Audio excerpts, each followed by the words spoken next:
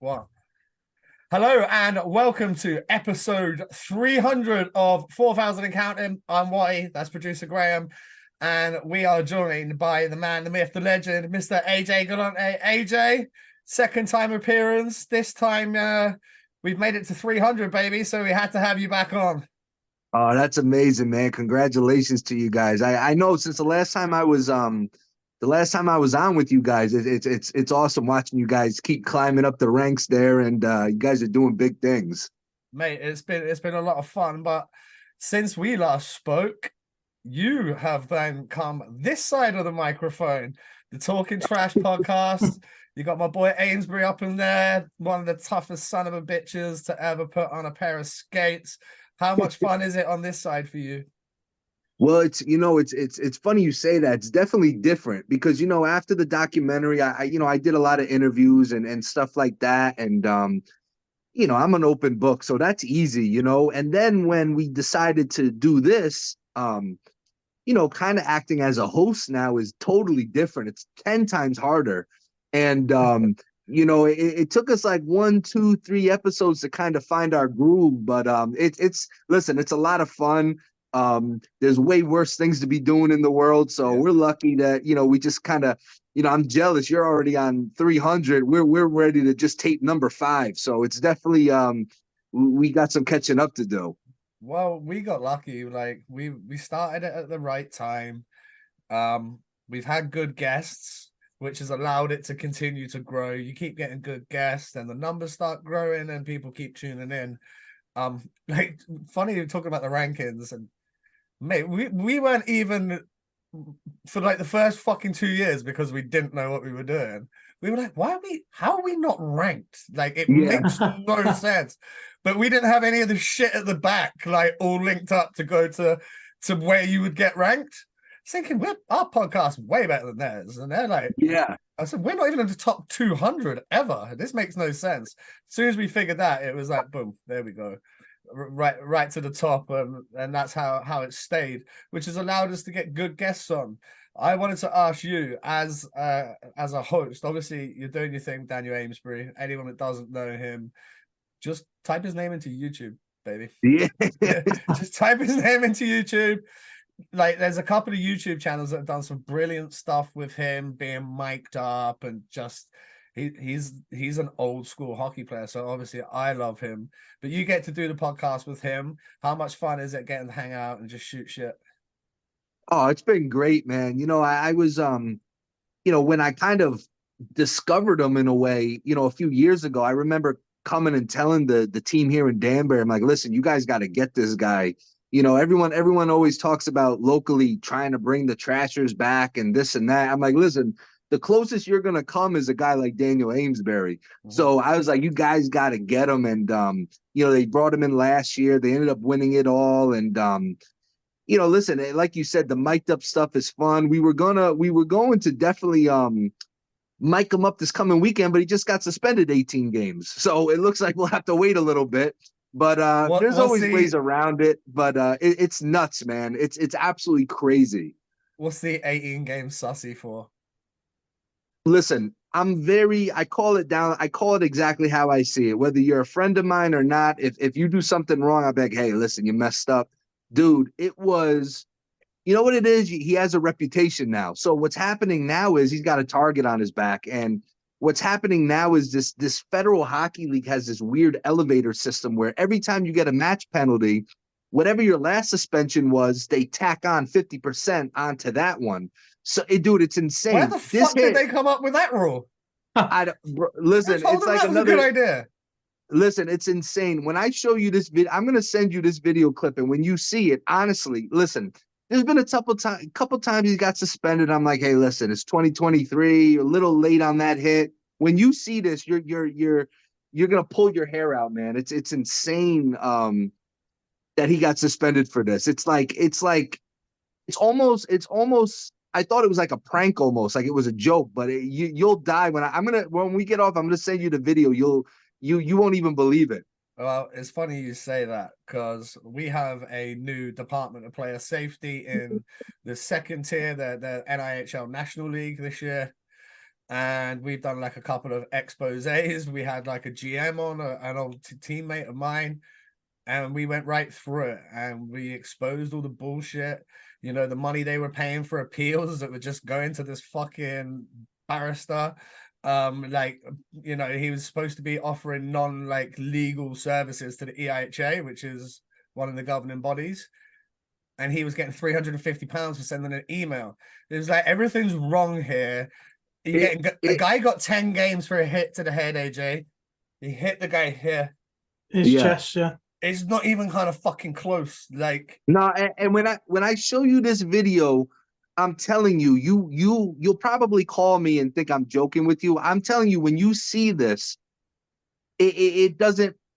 Listen, man, it's sad, you know, because listen, I mean, we're used to hockey being one way. I know how different the game has changed, but still, they're doing a disservice to the players because, as a matter of fact, I'm a big New Jersey Devil fan, and one of our best young defensemen got hurt last week.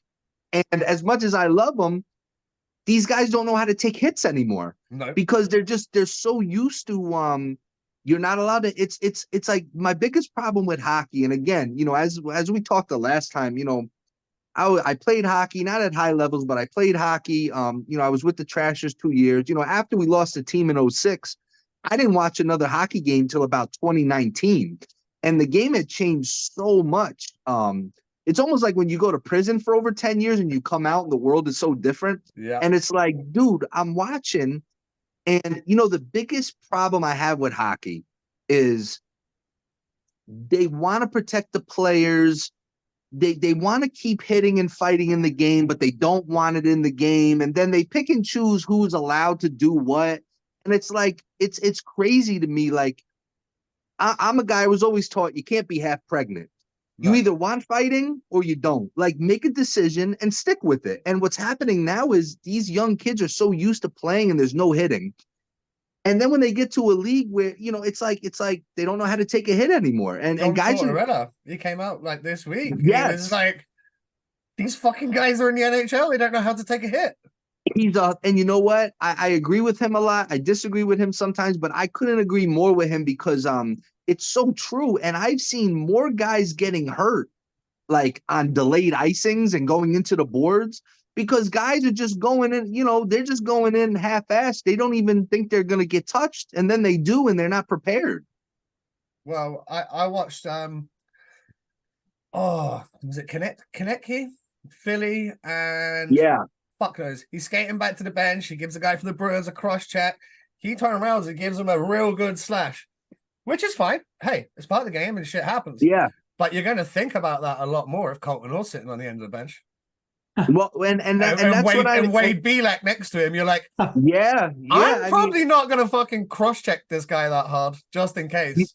You know, hockey's in a weird spot where they kind of have to start figuring out, like, and it's going to piss off a lot of people, but they're going to have to really decide, do we want, and I know this sounds crazy, but they're at a point now where you said, they're at a point where guys can still run around and there's no enforcers to enforce things. Yeah. Like, do you want fighting in the game? You either got to leave it and leave the guys alone and let them police it, or I hate to say it, it'll be a cold day in hell for me, but they got to just say no more fighting, no more hitting, because guys aren't expect. I mean, it's like they're in such a weird middle ground, and it's horrible. You know what I mean? And it's like counterproductive. You know? Well, that would suck. Oh man, it would. It's fucking bad enough already. Dude, I know it's soften it up anymore. Dude, it's horrible. But if you think about it, you know, the enforcer role has been so watered down that they're barely there anymore. So now you and I both know it's like you know, when your parents aren't home is when you run around, you're jumping out the window and stuff. Mm-hmm. What's happening now is guys are jumping out the window because they know the parents aren't home. Yeah. And I feel like more guys are getting hurt because of it, believe it or not. And it's like, you got to decide what you want. And, you know, that's hockey though. The NHL is funny. And, you know, this league that aims, you know, that Danbury's in here. I mean, I started learning some things about this league. You know, one guy owns 6 teams. What? So it's like, how the hell do you have a it's his league, basically. Yeah, so I was just talking with Daniel before, and because he wanted to appeal the suspension, and really how the appeal works here is, it goes to a ownership vote, and the guy that he hurt last week is this guy, the team that owns the team. He's got 5 other teams. You're not going to win the vote. So it's It's dude. impossible, right? Because there's only 11 teams in the Fed, if I'm not mistaken. So yeah, I'm pretty sure you're right. So it's like So over he half the has, team. yeah, like he just Monopoly. has the vote straight away. Like, Yeah. Yeah, and they were worried about the trashers. Yet this guy's got a monopoly on the damn whole league. It's insane, I bro. It makes mean, no sense. they had a good reason to be worried about the Trashers. I'm telling you, that was one of the it's toughest teams for 2 seasons that ever was assembled, with some yeah, absolute weapon hockey players. Like I think we talked about him the first time. Beauregard that played over here. You had him on your yeah. team. How fucking good is that guy at ice hockey? Gee. It's I tell people the story all the time. Like when our first year in the league, playing for the Port Huron Beacons, which is in I think Michigan. And when he first came to Danbury, the first time we played him that year was in Danbury. And I didn't know who anybody was. I was learning as I went. And he had the full fishbowl. Oh, you got on mute, buddy. One sec, mate. It's just there you go. Hold on one second, buddy. Hold on. No worries, man. So yeah, I kept saying to someone, why is that guy like, is he hurt? Why does he have a full? And he was like, listen, yeah, he lost his eye. And I couldn't believe it. And he was playing with one eye, and he was the most, it's a crime that he didn't get a chance to play at a higher league because yeah. they just figured he'd be a liability. But I'm telling you, that guy was the best pure goal scorer I ever saw in my life. When I played against him, he used to still like. I played against him when he was in Manchester in the EPL days. They stuck him on a line with Tony Hand, who's like the British Wayne Gretzky, right? Yeah, Who could just insane. dish. I think Graham fact check me on this. 65 tucks or something in 56 games, whatever it was. It was a goal a game. The guy was money. He was so talented, and what impressed me about him is I always told people I traded for him the second season at the trade deadline because we were in a bad drought and we needed a goal scorer. And he was always on the worst teams in the UHL. And the fact that he was still so motivated at that level to play the way he played, I'm like, man, could you imagine if we got him and, we took care of him and he had, good stuff around him? Could you imagine how good he could be? And he came in and he kind of single-handedly carried us to the finals that year. I mean, he was like, it was like watching a magician out there. It was insane. You talked about obviously trading for him. What was the most fun trade to be a part of? And like what was some of like the fucking great offers you're hearing down in the U, because it's not the NHL. It's not even the AHL. There must have been some funny offers coming your way. Well, it's funny because the first year nobody wanted to deal with us at all, because we came in like renegades. We didn't want to deal with anybody. So then when people realized the type of guys we were, and look, we wanted to win. We weren't friends with our competitors, but we were ready. We were down to do business if we had to. I think I hated at that age having to tell a guy we traded him because I was 17, 18 years old, and you're looking at a grown man and having to tell him we're shipping you out to Richmond, Virginia or something. You know what I mean? It was yeah, that's gonna suck. It wasn't easy to do, but man, listen, it's funny because we started to gain a reputation. And anytime I put some feelers out, like, hey, is this guy available for a trade? The only thing these other GMs cared about was cash considerations. They didn't care. They like, because we had a rep for paying guys, and they thought we were like Bill Gates up here, So like it was funny. They half the time they didn't even ask for a player. They're like, hey, can we get cash consideration? It was so funny, just having to deal with all that was pretty funny. I suppose though, like in a league like that, cash considerations makes the world go round, right? Yeah, and again, like, it literally makes the world go round. Yeah, like and then you send the cash, and the GMs want you to send it to them instead of like the team, and it's like it's the Barbados fund. Yeah, it was some real characters, man. I tell you the truth. You know, there was some real serious characters you were dealing with, and it was just such a different time in, you know, the early 2000s, you know. Yeah, yeah, fuck, yeah. So like, so different. Like, I cannot explain. Imagine that situation, everything that's going on happening in 2023. The fucking world would have a meltdown. The wheels would fall off. If you just announced out on that roster, and Yeah. there's your starting five, and it's just Oh my God. mutant, mutant, mutant, mutant, mutant, and you're like, the world would just, they would go No. crazy. And it's funny because, you know, listen, man, I can't tell you at least once, twice a week, somebody says to me, hey, you got to bring the team back. I'm like, the team is never coming back No, because you can't have a team like that. It's not possible. And no. it would be like waiting for like the sequel to like a movie, and it would be the worst sequel of all time. You know Oh what I yeah. mean? It would just, people would be expecting what was going on in the early two, and it just can't, you just can't do it. It's but it's funny, you know. We try to do different things to keep the name alive and do different things, but no, I mean those days unfortunately are over. But you try to find ways to give people a glimpse of how it, you know, used to be. It's funny you say that because I was in, where was I? I was in Cologne, one of my recent trips, and I start shooting shit with you over the message. I'm like, check this guy out. I got a Danbury shirt going on, and talking to the guy, and I'm like, yo, I'm gonna send this to AJ. He's like, what? You fucking gonna talk to AJ? I was like, yeah, man, I'm gonna send it to him right now. And Oh then, my God. you know, you said to like thank him. So like obviously he wasn't sat near me, but like in the intermission when I was getting a pint, I was like fucking walk around and found him again. I was like, yo, AJ said thanks. He was like, fucking what? That's the guy was loving it. Just some German guy, man. Like just what. It's crazy. It's crazy, and you know it's funny.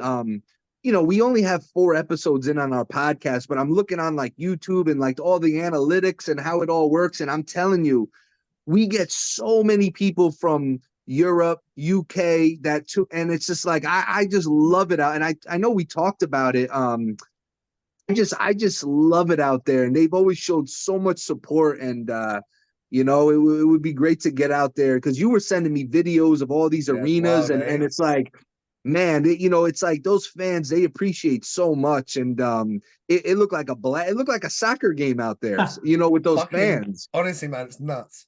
So so far, I've the first game in Cologne. One of the players hooked me up a box, so we were sitting, and me and the wife were sitting in a box. That was dope as shit. Second game, we were like center ice, like probably 20 rows back, so like, perfect seat. It was a good. Do you know? Don't get me wrong. I enjoy a box, but I ain't no snobby fuck. I like to sit down Yeah, where it's at, and it was a good seat because what they call the ultras are just to my left, all behind the goal. So the atmosphere is insane. Then the next trip I went to, we went to Brno in Czech. And for okay, that, we stood in the fan. They call it's like a fan zone at the back. All yeah, standing in. It cost €8.25 for a ticket. Like literally nothing. Check top league, sick hockey, and they just for fucking 20 minutes before, hour before the game starts, until like, you know, like they come out for 3 stars, and you know one of the boys might skate out with a baby or whatever. Nobody, there's literally not one person moves from that arena. It's not like you see some of the main, like the other bits. This place, nope. Everybody stays. Everybody supports the team. It's wild. that's amazing. Yeah, I mean, when you were sending me videos and pictures, and I'm just like, man, I got to get out there one day, and you know, even like you know, because I'm, you know, a former trasher, Danny Stewart. I think he's the head coach of Coventry Blaze. I think, is that the name of the team Yeah, Yeah, out that's it. there? we've had Stu. And Yeah, you don't want to go to Coventry. no, that's bad. Sorry, Coventry fuckers, but no, nobody wants to go to Coventry. Can't Well, be bringing you all the way from the States to take you to Coventry, bro. Sorry, no. well, I'll No. take you somewhere better than that. By the way, But just alienating all the Blaze fans right now. Sorry, fuckers. My oh, bad. but yeah, it's funny because Danny was one of my favorite trashers, and he's been over there for a while. We still stay in touch, and he just like even like over where you guys are, the fans. I mean, I just love watching it out there, and I'm just like, man, I was like, if the Trashers could come back, it would have to be maybe over there or somewhere in Europe. I mean, I don't know about the States anymore. The States, it's a lot different, but I love watching how passionate the fans are out there. So this weekend, I am going to SC Bern. They play in the Swiss top league. So good money out there for Yeah, Switzerland's a fucking rich country anyway, but good money for the boys, good money for the imports. So you get like you'll have 4 or 5 NHL guys per team. So like the standard's legit. And so Bern are like on average throughout the season, they're the best supported team. So they basically sell out every week. wow. And so where I'm stood for this one, I didn't realize at the time. So they a standing section, and then obviously I've done the standing sections behind the goal a couple of events. I did it in Berlin this weekend. That was cool. But in Bern, it's on the side. It's the biggest standing section, something like 5,000 standing. Oh my God. There's 5,000 people going fucking bananas, flags, flares, literally everything. Wow. I'm pumped, can't wait. Like, Oh man, you gotta send me videos of that. That looks crazy. mate, I can't wait. It's funny. Like you see it. I don't know. You'll probably know better than me, but being I don't know the guy's name, but in American sports, basketball, they asked one of the Serbian basketballers, "Oh yeah, so what was the atmosphere like at the Knicks?" He's like, "From fucking Serbia, bro. Got people setting off flares. There's guys beating the fucking wheels off each other in the stands. Yeah, nah, you know what? It's Listen, different." Like, listen. I was born in 1986. So when I was a young kid, early 90s, I'd go to games in New York, and it was crazy back then. But nowadays, you know what? It costs too much to go to a game out here. expensive. So the people that come to the games, they're not, they're just there. They were either given the tickets. It's all corporate, and Yeah. it's sad. It's sad. How it is now. But yeah, no, I mean, listen, you go to a Knicks game, and I'm a big Knicks fan, but it's not how it used to be, man. I tell you, I used to go when Michael Jordan used to come here, and we'd want to kill that guy because he'd always be killing the Knicks, and now it's like it's just not the same, it's tough. But no, I like I told you when we started the podcast, I was telling Amesbury, I'm like, listen, we got to figure a way, even if it's through you guys, to put out 100%. what's going on overseas with hockey. Because I mean, you guys, it's insane. So who in England? Who's like the team to watch? Who since I can't like Coventry? Who's the team we got to?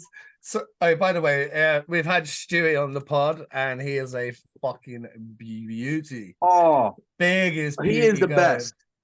And he had his testimonial this year, and it looks like they raised like a fair amount of money for my boy there. So shout out Stewie, shout out to Coventry Blaze as well. I do jest, but I'm just being real. If we're bringing AJ from the States, Coventry's not going to be on the list. So if in fact, if you look at the league, you have Manchester, unbelievable spot. Six City. Fucking Stick City, unbelievable spot. You have Glasgow, unbelievable city, great night out, great people. Who else you got there? You got Belfast. So Belfast. Yeah. Like Belfast.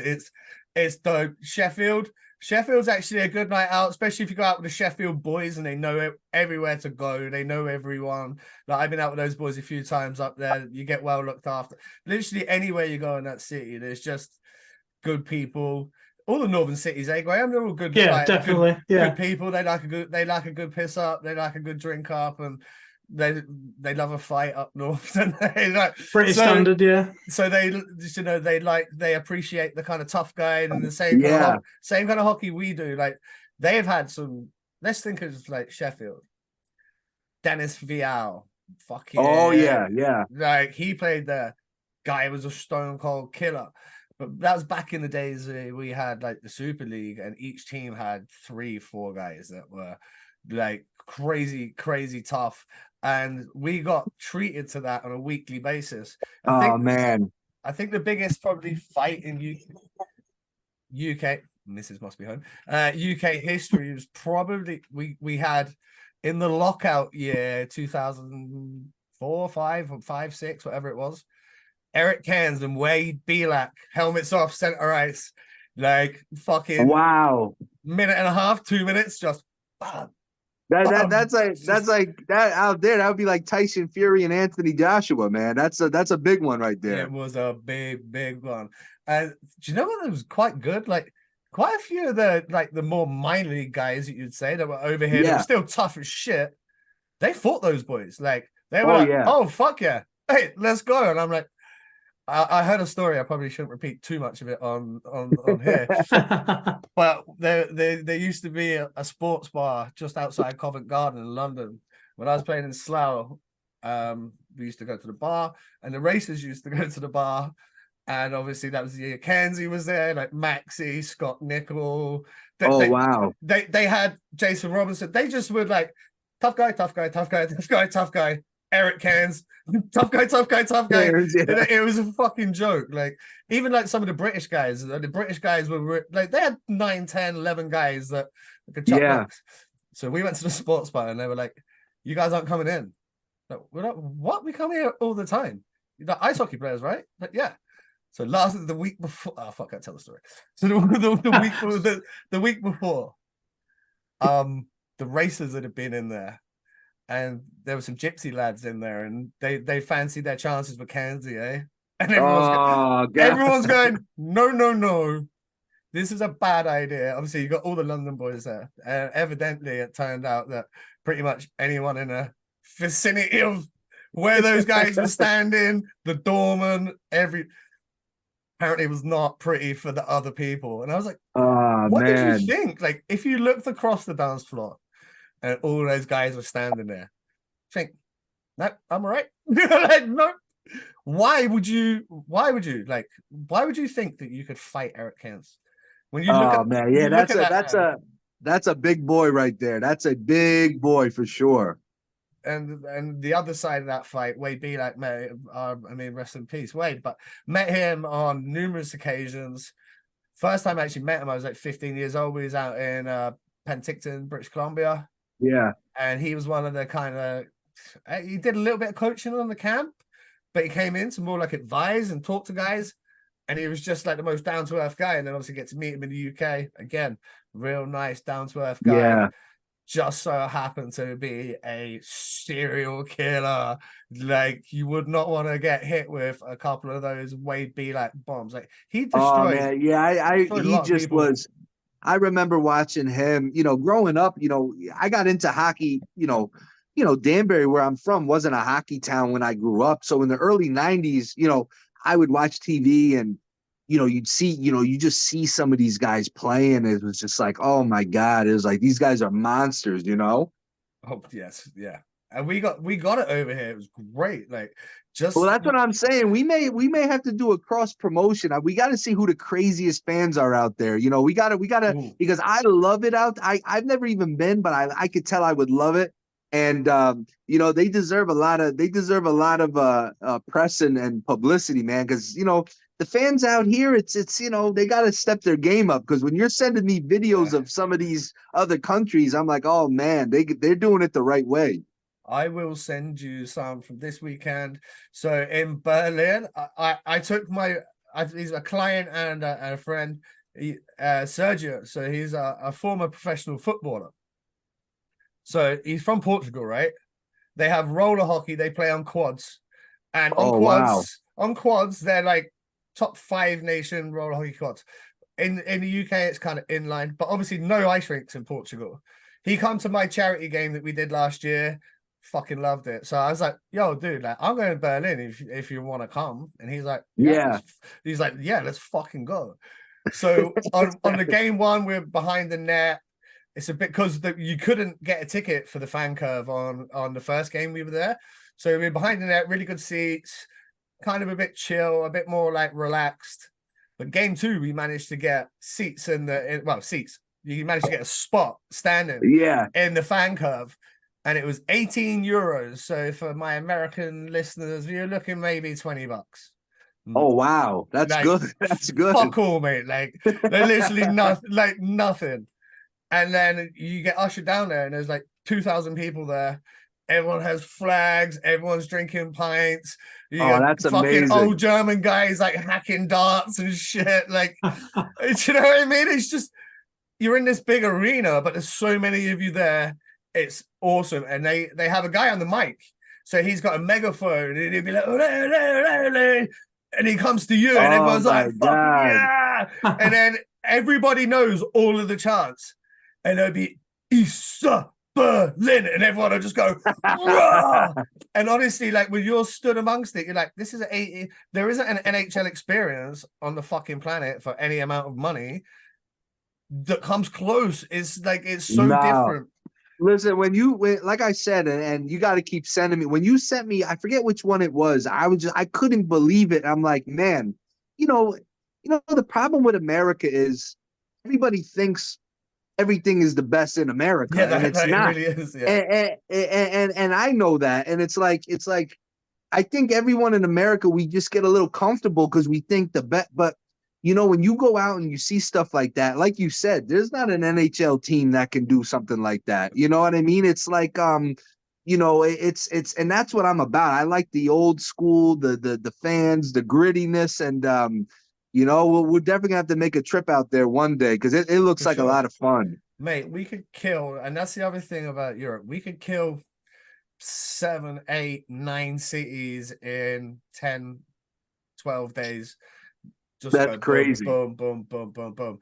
And it's either like a real short 45-minute flight, or it's a fucking 3-4 hour on the train. But you have a few pops. If you're doing a pod, you record some content. That's what we kind of did. Like when we went from Vienna in Austria down to Brno in Czechia, we got on the train, couple of little popsies. By the time we finished them, we're there.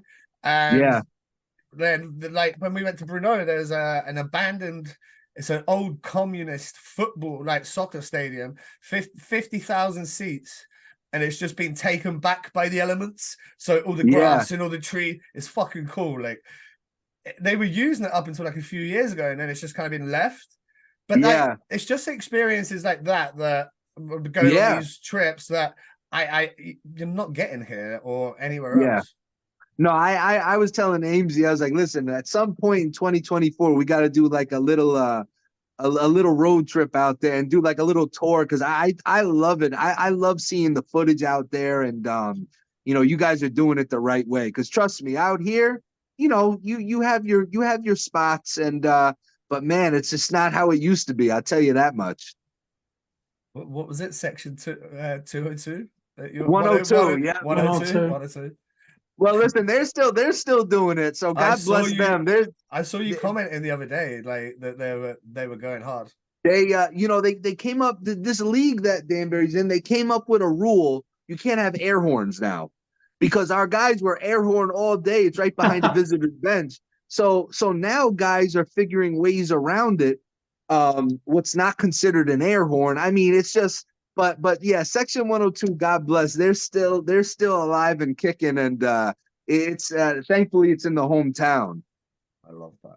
So obviously, since we last spoke, we're like good 18 months plus on from the documentary coming out. What's been the feel, say, like later on over the last kind of year? And did you ever get like feedback on like how many downloads and stuff? Because from where I was seeing, everybody was watching it. It's so crazy. No one, I didn't, my dad, nobody expected the documentary to be, as popular as it became. And, it's funny, I don't really know what the exact like viewership is. But it's just one of those things where, I mean, even to this day, like earlier today, I had someone message me on Instagram. Oh my God, I just discovered the documentary. It's unbelievable.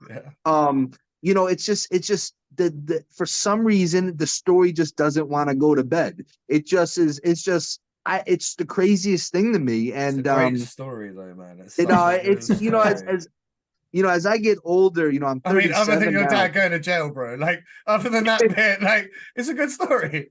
Yeah, I mean, even at my age now, 37 years old, it's like the older I get, the more unbelievable it does become to me because it was just such a normal thing at the time. I thought it was like normal. 17, 18-year-olds are running a team, like that's a normal thing. Um, but as I get older and you just it's crazy. But just trying to find a way to take the momentum of this brand and how can we do something else with it, do something good for the kids with it. Um, we're trying to start these little junior trasher teams out here and all over and Good idea, man. be able to do stuff for the kids and just have fun with it. I mean, it's just every time I think it's dying down, something just comes along that bumps it again. But it's wild, man. But it's such a humbling thing. It's been a blessing to, be able to connect with guys like you and other people I've met through it. And, you just try to take it and use the momentum to do better things with it.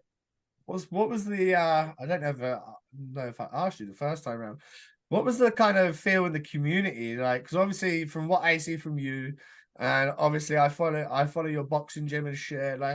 It's not just the hockey side I'm interested in. Obviously, I like my Yeah. boxing, so I follow that. Danbury seems like a good community to be a part of. Everyone seems to kind of fucking buy into their fighters, their teams, whatever it may Yeah. be. How was the Yeah. It's, reaction locally? yeah. I mean, it was a lot of, Danbury is such a weird city because we're so close to New York, but we're not New York. So New York, because we're in Connecticut, New York always looks down at us. You know what I mean? We're Right. like a Okay. little city in Connecticut.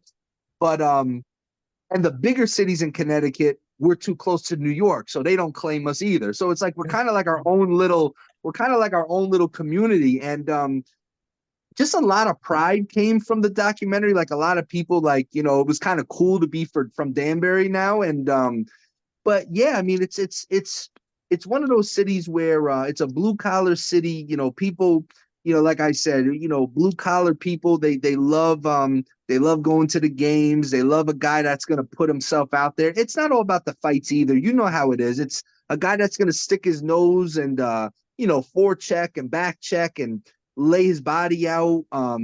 If you come to Danbury and you're that type of player, I mean they're just going to adopt you here. They love those type of guys. And even with the boxing, I got into boxing 2011, kind of a fluke how I got into it. I wasn't even a boxing fan growing up. And, we're slowly turning this town, there's a big boxing culture now. And, it's been fun to be part of building that. And we got a nice little group of guys that are professionals and guys that are going to be turning professionals. So, it's a challenge to take a city like Danbury and build these little cultures. And it's been a lot of fun, a lot of work, but it's pretty rewarding.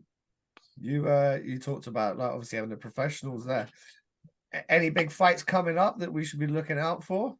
December is always a weird time of year for us over here because The weather you know, sucks. yeah, it's really slow, but definitely by February, we got a couple of our young pros that are probably going to be in action locally, and we got a couple of pros that are right on the cusp on something big. You know what I mean? And Nice. you know, uh, actually, one of our heavyweights was just in training camp for Deontay Wilder, who has a fight in Dubai, I think, in like a In week or Saudi, two. yeah. Saudi Arabia, Yeah, yeah. I think Deontay's fighting December 23rd or something That's like it, that. yeah. Yeah, that's Yeah, it. it's And it's we it's we like all the heavyweights are on that card. There's a yes, bunch of yes, big boys Joshua. on it. Joshua's and fighting as well, isn't he? AJ, who's the other British boy? Fuck. oh uh Joe Parker. Yeah, Parker. He's no, that's not who I'm thinking. He is on it. Um, Yeah. and then it's actually a pretty strong card.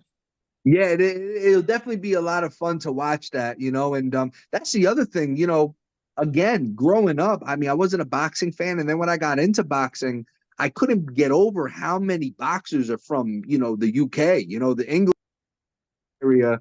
I mean, there were some tough guys out there, you know what I mean? Irish guys, and you know, it's. I always love watching boxers from out that way because they're gonna like, you know, they're gonna give it their all, honestly. You sorry. You obviously you're in that community, you're doing all these things. What's it like versus say when you were younger? I'd say that I'd never really heard of Danbury, obviously until the Trashers came around. Yeah. Now, obviously, I followed the boxing and other stuff. There's more people putting Danbury on the map. Is it different from when you grew up? Would you say? Oh yeah, I definitely think so. I mean, you know what it is too? It sometimes it takes being lucky, like a Danbury Trashers documentary that went international. I mean, that was a lot of luck. Um, Sometimes it gives people in this area the confidence, like, hey, we can do something. You know, people know where we're from now. You know, they feel a little more confident. You know, because it's funny growing up, anyone from Danbury, you know, if they went out of town, if they asked, like, hey, where you're from, most people would say New York because we're so close to New York. But, you know, because no one knows where Danbury is. Now, But people are kind of, Basingstoke, mate, exactly the same.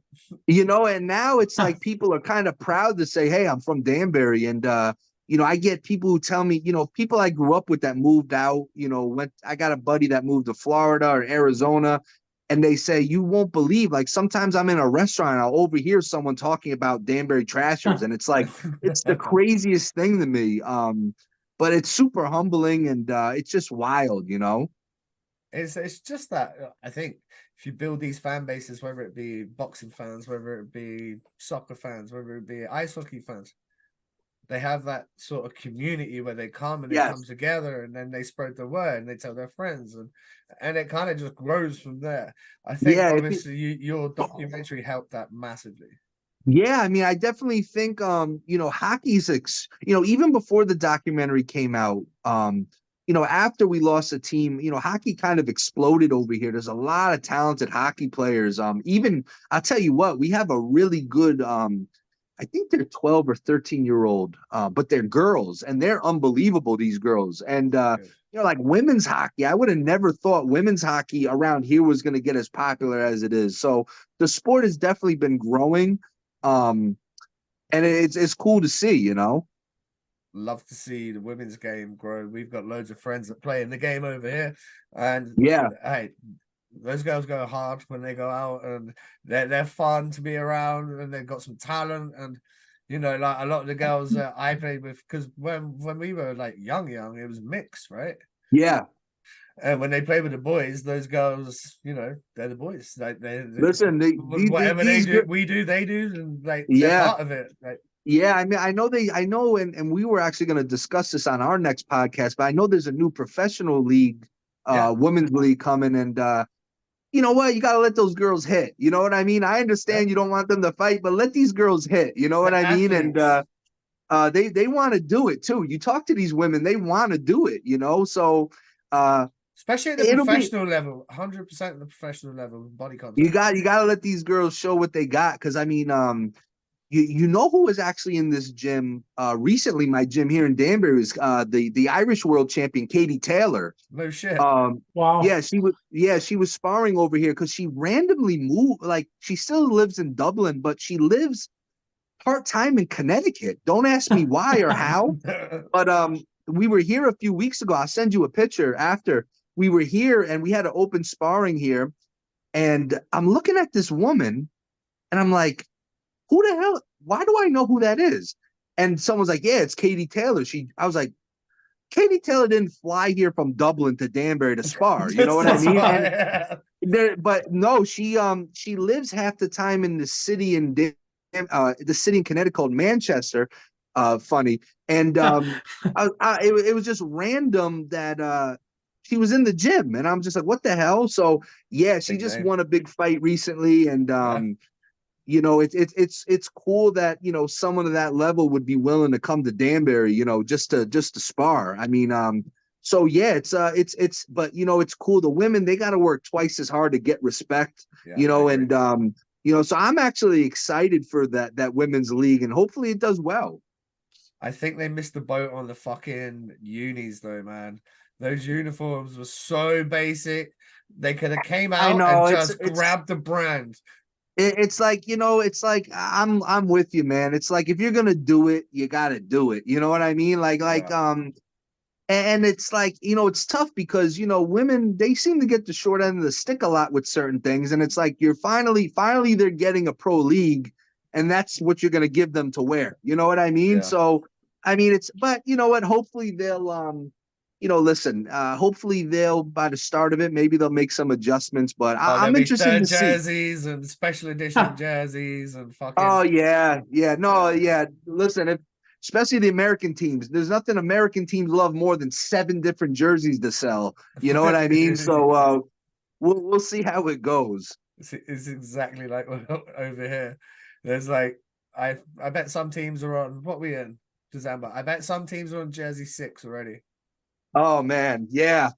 Well, listen, and then we'll have get Valentine's Day, and fucking playoffs and whatever in between. There'll be 8-9 jerseys.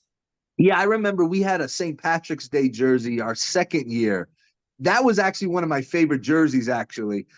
And but we had a couple. We did like a military appreciation. We had like a camo one, but yeah, we now that I think about it, we had a few ourselves. So here I am talking shit, but we had a bunch ourselves. So yeah, let me take that back. Right? It's good. Have as many as you want. It does pay the bills, and I get why clubs do it. I totally get why clubs do it, but then I kind of feel that.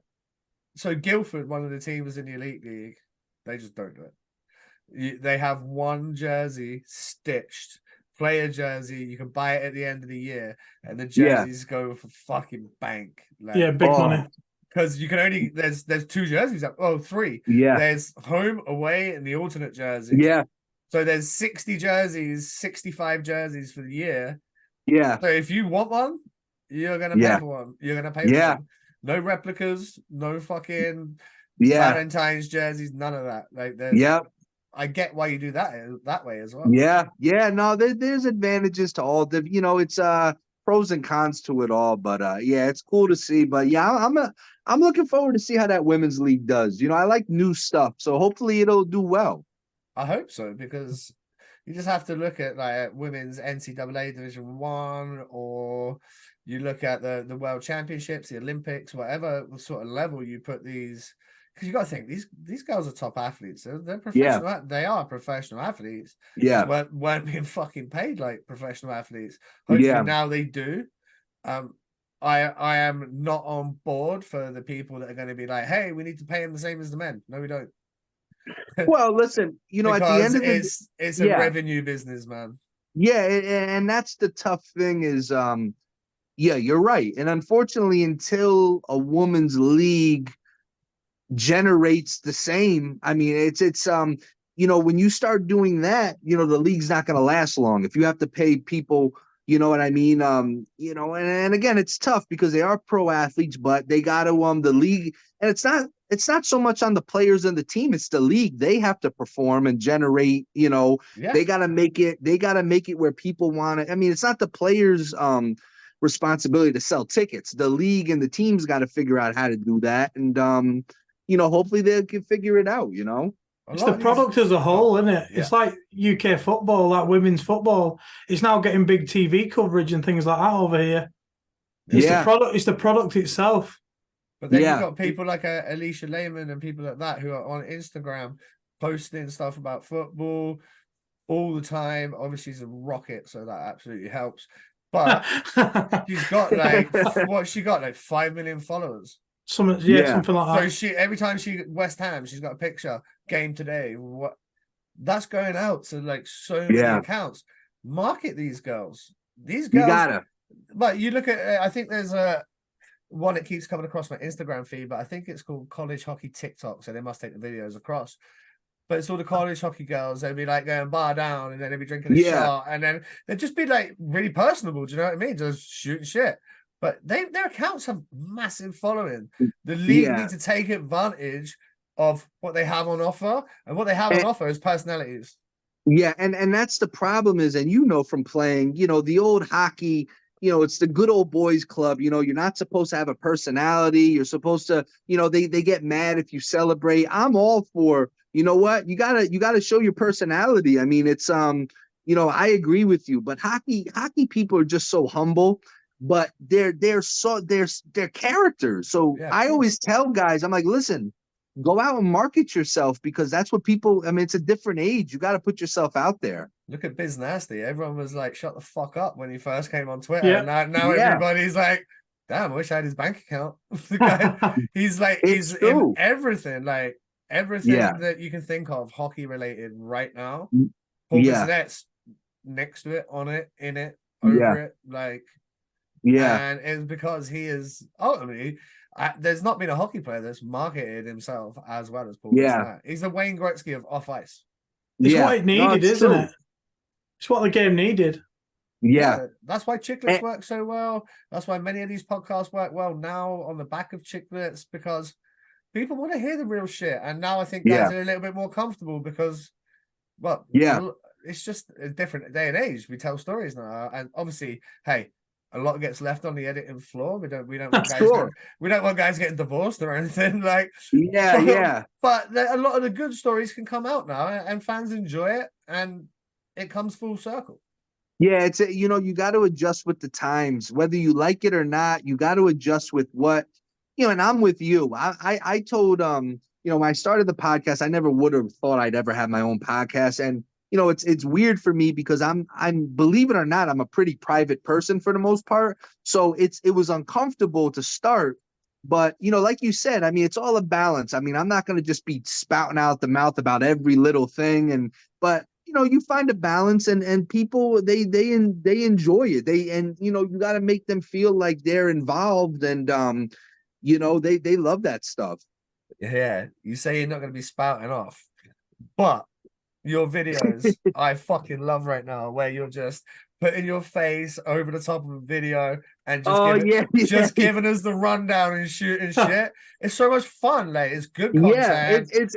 It's fun because I did that the first time I did one of those fight review videos. It was because I was preparing for the podcast. So I was trying to do is I'm like, let me try to like do something different.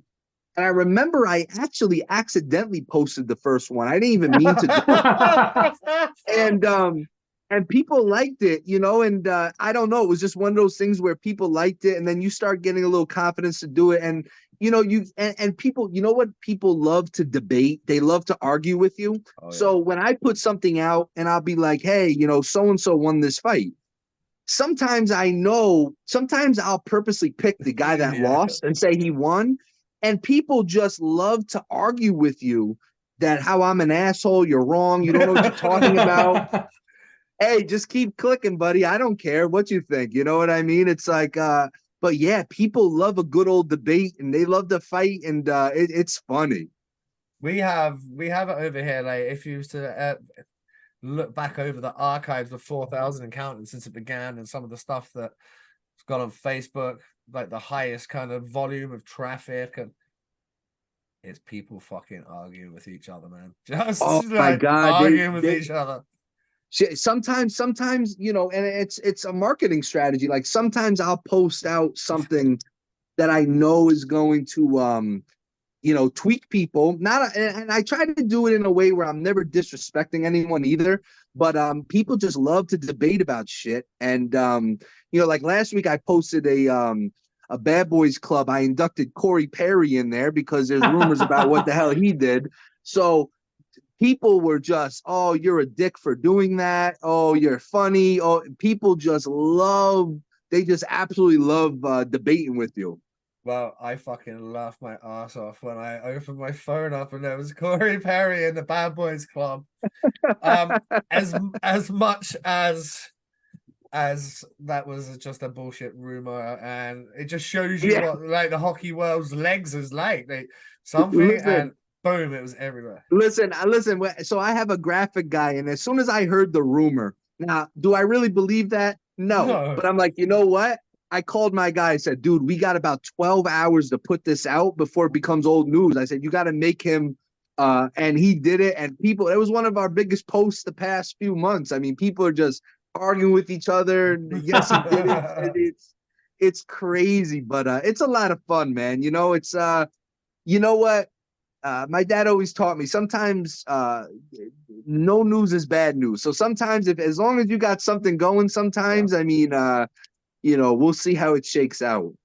You talked about Perry being in the Bad Boys Club. Who would be the dream for the let's go starting five bad boys club? Who you got? Oh boy. All right. Sorry, that's a tough question, by the way. No, you know what? So what I'm gonna do is, are we talking current guys or past guys? Whoever you like, your wet dream of the man. first starting lineup Bad Boys Club. Well, I would say, all right. So not every guy I pick is going to technically be like some heavyweight fighter. I'm hoping this five, a couple goals could be scored too. So I would say, oh boy, I would say one of my wings will be Bob Probert. Okay, that'll be one of my wings.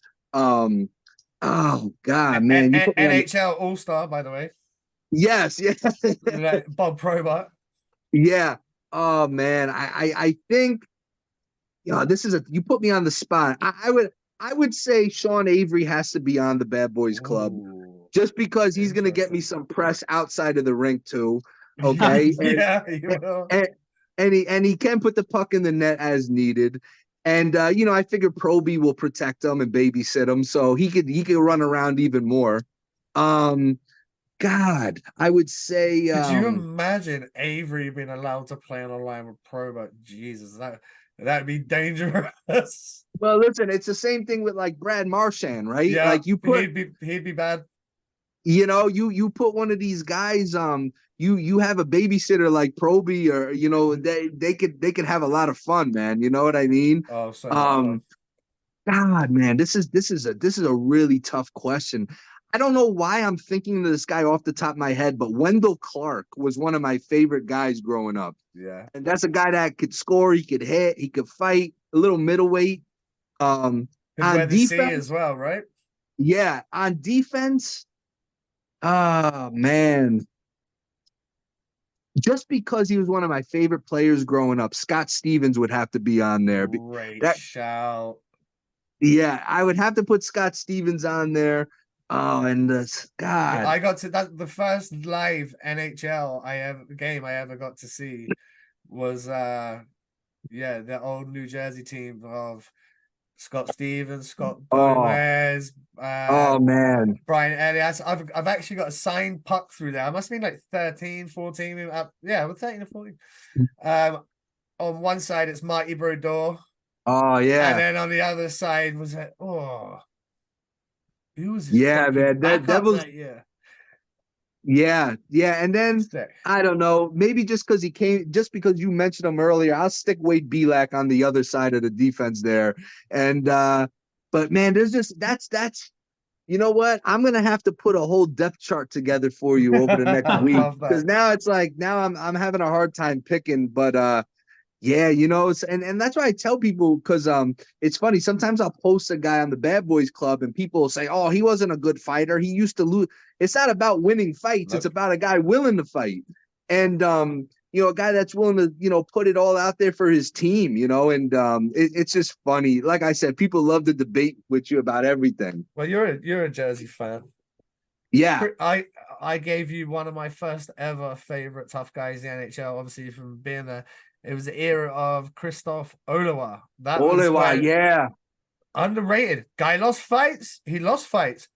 But he fought a lot of fucking bad men. Oh man, I remember, it's funny, the Devils, they were always a gritty team. They never, other than Oliwa, they never really had like a heavyweight that was like the guy. You know what I mean? And I used to love Cam Jansen too. That guy would fucking, oh man, he would have 10-minute fights. I mean, he's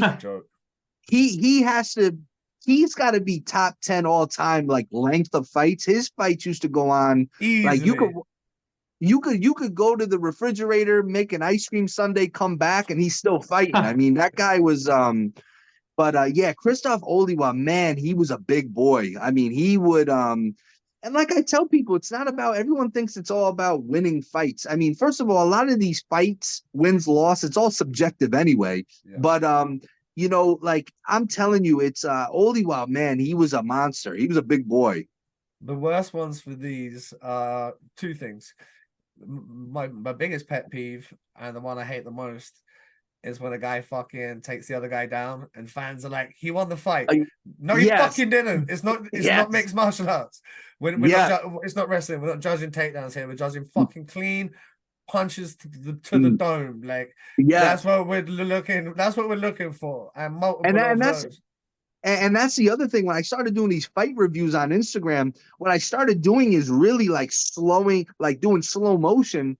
And, you know, like I said, I mean, fighting on ice is dangerous, man. Fighting Oh in yeah. general is dangerous, but people really think every punch thrown is landed, and it's not like that at all. You know what I mean? And, you know, it's one of those things where if you really slow it down, you can really see not as many punches are being landed as you think. You know what I mean? Very And, difficult thing to do. oh, it's hard, man. It's really tough, but yeah, it's a lot of fun, man. It's you know, they still got some guy like now, you know, again, I've only been watching hockey again the past few years. One of my favorites is that kid, the kid on the Canadians, the Wi-Fi. Albanian kid.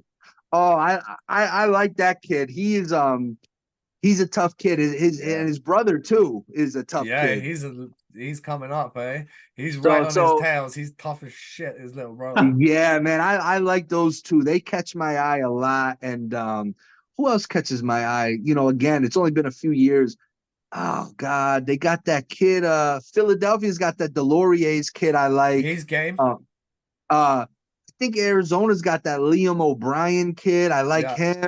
He had a Um, Gordie Howe hat trick earlier this year. yeah, yeah. A big So yeah, picture man, after it's he had the big shiner. He's talking about yeah. his dad. His dad was like one of the two last ever players to get a Gordie Howe hat trick.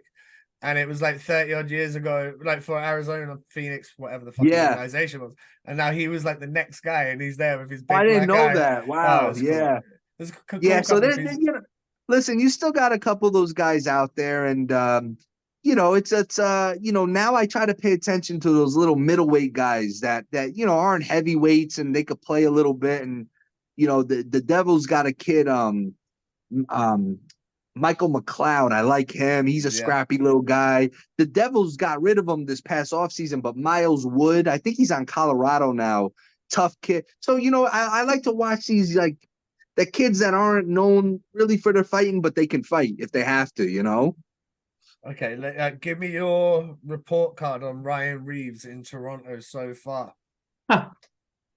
God, you know, I don't know, man. First of all, I'm going to say I don't watch enough Toronto games to really judge. I just think a guy, I think they brought him in because I think they thought his presence alone was going to do something. I don't know what exactly, but I feel like, you know, a guy like Ryan Reeves, you know, listen, I think they really brought him in. I don't know what they were really expecting on the ice. And frankly, how many guys are going to willingly fight Ryan Reeves anyway? But I think they just figured, like you said, in the old days, man, I mean, we put Brad Wingfield on a line. No one's going near anybody. You know what I mean? I don't think I don't think I don't think that intimidation factor with someone's presence alone works anymore because these guys are too skilled and fast, and they're just going to leave this guy in the dust. And I don't think he can be as effective anymore, you know. And you know, in the old days, you could stick a guy on a line, and that was like you said. I mean, it's like a radius. I mean, everybody else on that line, nobody's going near him, you know. I don't think that works anymore in the NHL. I think I don't know, but who knows? You know, I don't know. It's a weird. I don't think Ryan Reeves does good in big markets. I know he was with the Rangers. It didn't work. Toronto's a big market. He's got to go to like Nashville or something. You know what I Yeah. mean? And you know, he's got to go to a team because that's the other thing too is he's got a personality. He's not afraid to speak his mind. And a lot of times these guys go to a big market and it doesn't work. I could see him going to a small market team and you know, if there's a small market team that's young, you stick him in there, and I think he can make more of a difference than like going to Toronto. Toronto's got enough pressure to do Oh yeah. something. without him. And then, they brought him in as for some, they kind of made it like Rocky Balboa's on the team now. And it's like, I don't know. Who knows, man? Do you know the issue I have? The issue I have, I love Ryan Reeves, by the way. I was going to put that on record. Yeah, me too. He's one of the toughest guys it's been the last few years. When was the last time he beat the fucking brakes off of someone? Yeah. Like, I don't hurt them. Like, yeah. Like some of them fights you'd see back in the day, and you see the other guy skating to the box, and he's going, I don't want to fucking touch the puck anytime we play this team for the rest of the season. Like, beaten up, hurt, fucking broken. He's not really done it to anybody. You know what it is? It's and again, I love Ryan Reeves too, but I think guys, and I see this a lot with boxing. I deal with kids. I mean, one of our youngest boxers is 8 years old, right? The younger the boxer is, the hungrier they are. Yeah, I love it. Then when they get to a certain point, they've done it already. They've made a couple dollars. They've already beat the shit out of people. They've gotten the shit kicked out of them. They kind of lose the drive, I mean, and I think, it's one of those things where I just think like, I'm not saying he doesn't have drive. It's just a guy like Ryan, and I'm going to explain it. I'm going to put this in boxing analogy after, but it's like, I don't know, sometimes a guy like Ryan Reeves comes up and he's got something to prove, and he makes himself a reputation and he defends that reputation. After a while, they just get disinterested in doing it. You know what I mean?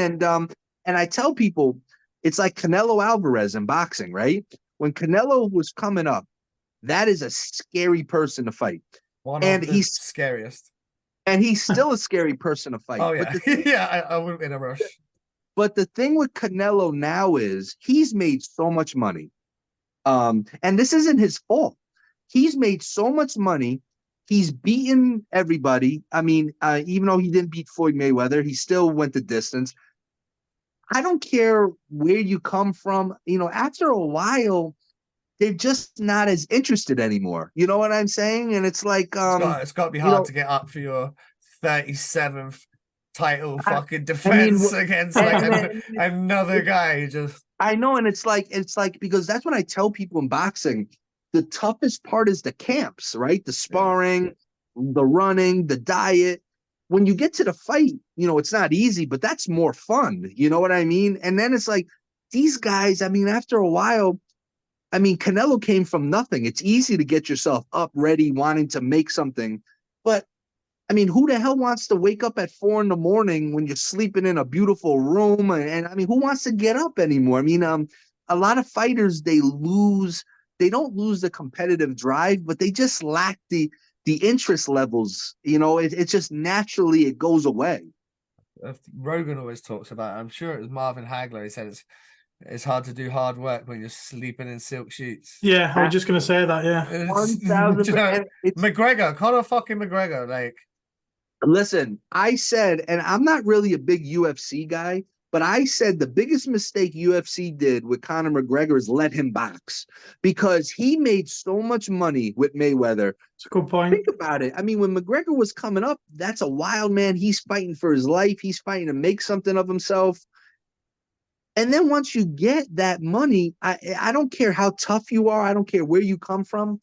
It's just a natural instinct where it's like you take your foot off the gas. I mean, what else does some of these guys have to do? I mean, once they accomplish it, it's like, do I really want to spend an 8-week camp in the mountains, getting ready to fight when I already have $100 million in the bank? What's the point? You know what I mean? Like why would I sell? I think his stake in Proper 12 whiskey was like 600 million. Yeah. Which he sold. I mean, and it's like, why the fuck do I want to get punched in the face tomorrow? Nah. And that's what? Why are we going to do that? I just think it's a natural thing where get some brain damage when I've got $600 million in the bank. I mean, it's just one of those things where I just think, and I think in Ryan Reeves' case, again, not that he's not game, he'll fight anybody, but it's like, I think he's at the point now where it's like, what else do I have to prove? But I think what's happening now is the game has changed so much that just him on the ice doesn't really scare anyone anymore. You know what I mean? And it's not like he's not really an offensive threat. Now these young kids are so fast, it's hard for him to even lay a big hit on someone because you can't catch these kids. They're so fast, So I mean, I just think he's at a point where, and like you said, I mean, he hasn't beat the shit out of someone in a while. And I think a lot of that is it's not because he's not capable. It's because it's like, let me drop the gloves. I do my job, check it off the list. I fought. So they can't say I'm not doing what I'm here for. But there's and no I don't know. anger in it, like. Nah, I mean, those are the young guys. Those are like Wi-Fi, yeah. Wi-Fi. I mean, his little bro. Actually, someone sent me his little brother had a fight recently. They want me to review it. I mean, he's trying to kill. You know what I mean? And he's trying to punch through the back of your skull. And you know what? At some point, it sounds crazy now. 10 years down the line, they won't want to be doing it as much. You know what I mean? So it's a young man's game sometimes, the fight game, whether it's on the ice, in the octagon, in the ring. It's not that the older guys can't handle it. It's just that motivation, it changes. I've got a question for you then, because it just popped into my brain. So I think Jake Paul might have been having his second fight or something when you came on and we talked about it. Man, he's improved a lot. Listen, and that kid has made some bank, so I'll eat my words. Listen, I'll eat my words. Here's what I'll say about the boxing world. Boxing, every sport for the most part is sport first, then business. Okay, boxing is business first, sport second, and as long as you listen, if you can guarantee me, like if Nikki can guarantee, like, let's go do a show in the UK or something. If you can guarantee me 1,000 tickets sold, I promise you, you will get more opportunities than a boxer that's been boxing since 8 years old. All these promoters care about, and it's understandable, but all the promoters care about is tickets, streams. It doesn't matter how good you are anymore. And it's kind of sad, but that's how it is in boxing. And honestly, all this like celebrity boxing shit is taking over because it's hard to run these shows. I mean, a lot of these boxers, they don't sell tickets. I mean, Canelo does, Mayweather does, you got a couple guys, but a lot of these boxers just don't sell tickets. So like a guy, and I know people that have worked with Jake Paul in boxing, and they say, listen, the guy, he trains like he's really trying to win a world title. And you know what? God bless him. He's got a fight coming up, I think, right? In December, maybe? I think it is. And he's fighting like an actual guy. You know what I mean? And he's trying. I give him credit, but people I know that have dealt with him say, hey, he takes it serious. I mean, whether he makes something of it, but like you said, he's making money because he's making a lot of money. Fucking and he's very smart. He's very smart because he's created a personality where people want to see him get his ass kicked, and people are gonna pay $60 to hopefully watch him lose. It's Muhammad Ali did the same thing. Floyd Mayweather did the same thing. When you create a character, Diamond Hands, Amesbury, we've created like this persona with him where people get so mad. They're like, oh, he's not the toughest. Like I say, I always dub him the baddest man in hockey. And to me, he's one of the baddest men in hockey. But that doesn't mean there's not a lot of guys that want to take his head off. So we've kind of marketed him to the point where people are like, damn, like send him to the East Coast League. Let him fight this guy. Let him fight. And that's how you create a draw. Yeah. 100%. There's some tough guys in that league, and there's some tough guys in the jungle. Still, there's always going to be some tough guys in the Listen, no matter how tough you are, there's someone that you don't even know that's just as tough, if not tougher. They're the worst fucking guys to run across. Yeah, and it's but what I love about Amesbury is he's so humble. He's like, how it is. He's just a guy you want in your locker room. You run through the wall for him. He's a beauty, man. He's a great guy. Speaking of him, I can't believe I haven't asked you yet. We've been running a while, so I'll kind of wrap up here. But the ice wars and everything that went on there, like obviously Amesbury ended up winning one, and listen, we're gonna have to probably do part 2 of this because I created Ice Wars. We did 2 shows. They were trial shows. They did very well. Unfortunately, I had to walk away from the situation. You know, I was dealing with guys that brought me in. They gave me full creative. I created Ice Wars. I created the whole system. And you know, I'm not the type of guy to air out dirty laundry, but the guys I was dealing with, they didn't have the, in my opinion, the right, they didn't have the right intentions for what I wanted to build. And you know, my goal is to create something special from scratch. And but the key is always to take care of the boys. You know, I mean, like the guys have to be taken care of. And there was things going on I wasn't happy with. And I've learned after a lot of experience by 37, I know when to walk away because I just knew where things were going. But I will say, and there might be an announcement before December's up, but I haven't left prize fighting on ice yet. So I might be rearing my head again in that sport. So we'll see where it shakes out. But no, I definitely think there's so much there for that sport. I mean, there's something there, and you just got to do it right, and you know, make sure the guys are as protected as possible. You know. 100%. It's So, got, but it's got to be for the boys first, right? You gotta, if they're not taken care of, there's no point in doing anything. And listen, it's dangerous. Any combat sport is dangerous, but I don't want to deal with guys that are so desperate that they're gonna do it just to do it. And you know, there was guys I turned down because I knew they were doing it for a few dollars, and I didn't want to see anything catastrophic happen to them. You know what I mean? And you know, it's tough. As I've gotten older, I got a little soft with certain things, and I want to make sure guys are making the right choices. And but there'll be a pretty cool announcement coming by the time 2023 is up, and you know, we'll see. But the UK definitely is a landing spot for something like this. So it's funny you say that. We might, myself and James Morgan might already have a domain name and a couple of little things set up over here in the UK. So yeah, like I think there's an appetite for it here. Oh yeah. Well, listen, we'll have to talk soon then, because there's definitely some ideas, and you know what? You guys got a friend here, so it's all about doing it the right way, and we'll see how it shakes out. Mate, that'd be awesome. Right, one final thing. What is next for the podcast? What have you guys got coming up? You know, honestly, I'll be honest with you. We're kind of just we prepped for the most part, but we're really winging it. We're going as we go. We're kind of seeing what's working, what's not. Right now, it's kind of just been me and him talking.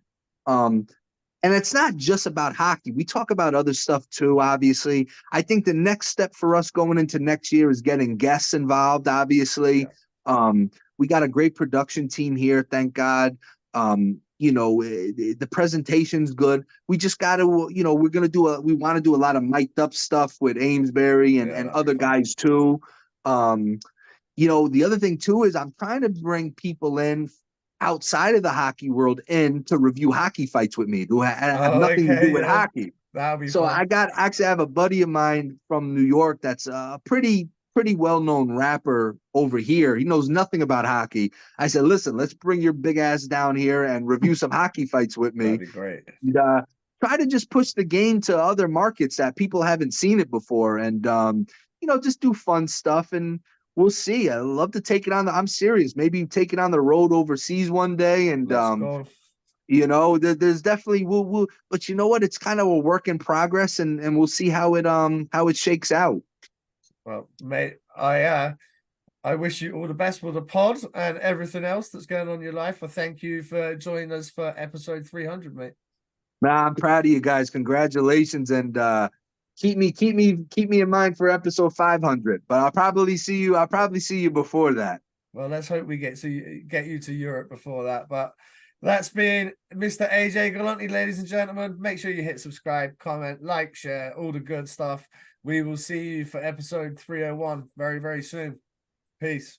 Peace.